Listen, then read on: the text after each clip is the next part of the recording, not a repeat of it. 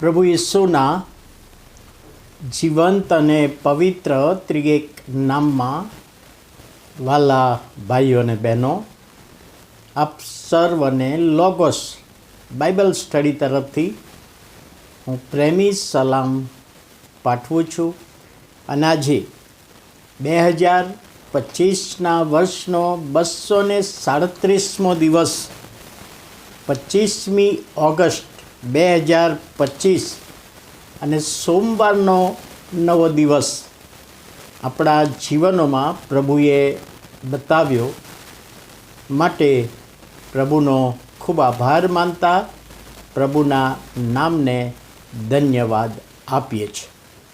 Cancer છે, કશો વાંધો નહીં, કેન્સર છે. એક સમય એવો હતો કે ટીવી પર ક્રિકેટરોને લગતા 3 સમાચાર આવ્યા, એક સાથે 3 સમાચાર. ધોનીની વાર્ષિક આવક 50 કરોડની થઈ, પહેલો સમાચાર. બીજો સમાચાર, તેંડુલકરે 38 કરોડનો બંગલો ખરીદ્યો.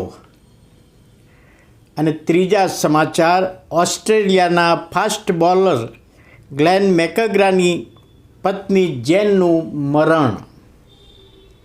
જેન એની વાઈફ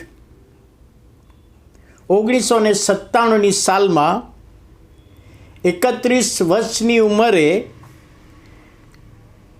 જેનને બ્રેસ્ટ કેન્સર થયું, જેના કારણે ઘણી બધી તકલીફો એમને ઊભી થઈ.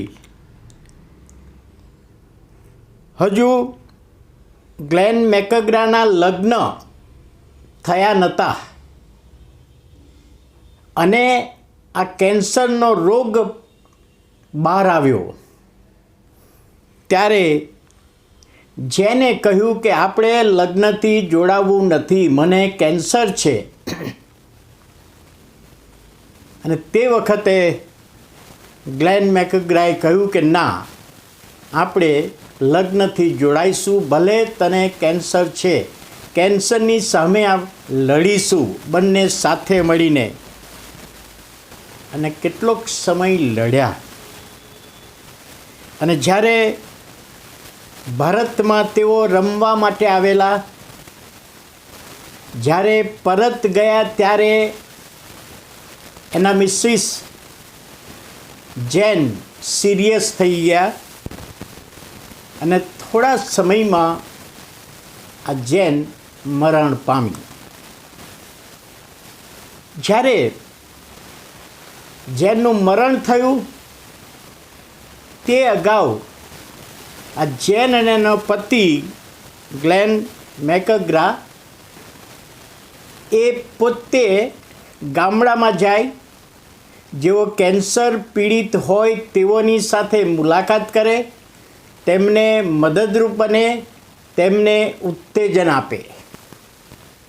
અને એ રીતે પોતાનું લગ્ન જીવન જીવતા હતા, ભયંકર બીમારી હોવા છતાં. અને જ્યારે એ મરણ થયું પછી ગ્લેને એક સ્થાપના કરી ટ્રસ્ટની, કેન્સર પીડિત લોકોને મદદ કરવાની ભાવના સાથે. અને જ્યારે આ ફાઉન્ડેશનની સ્થાપના કરી ત્યારે એ પોતાના પત્નીને યાદ કરીને એ એકબીજાના માટે સેવા કરતા હતા. લગ્ન જીવન જીવતા પહેલાં ખબર પડી કે કેન્સર છે, પરંતુ ના, અમે લગ્નથી જોડાઈશું. અને લગ્નથી જોડાઈને ભલે અમે તકલીફમાં હોઈએ, પણ એકબીજાને ઉત્તેજન આપીશું, એકબીજાને મદદરૂપ બનીશું. અને એ રીતે અમે અમારું લગ્ન જીવન બીજા કરતાં ડિફરન્સ જુદું જ બતાવીશું. વાલા ભાઈઓ અને બહેનો, ઘણી બધી વખતે માંદગીના કારણે લગ્ન જીવન તૂટી જતા હોય છે. લગ્ન જીવન તોડી નાખવામાં આવે છે. પરંતુ આ એક દાખલો છે. અને પ્રભુના વચનોમાં એફેસીયોનો પત્ર તેનો 5મો અધ્યાય ને 1 ને 2 કલમ જો વાંચીએ તો પ્રભુના બાળકો તરીકે દેવનું અનુકરણ કરો, પ્રેમ કરવાનું, વિશ્વાસુ રહેવાનું, એકબીજાને મદદ કરવાનું અને પ્રેમમાં ચાલો.